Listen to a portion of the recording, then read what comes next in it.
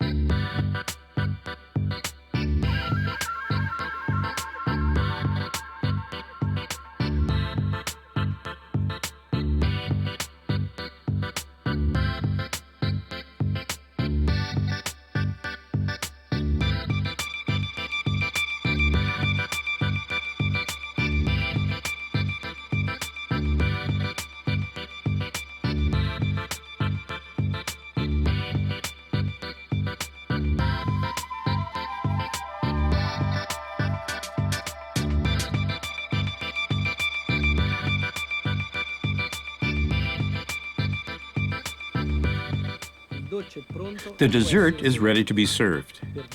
To give it more character, we can sprinkle it with sugar and brown it with a torch.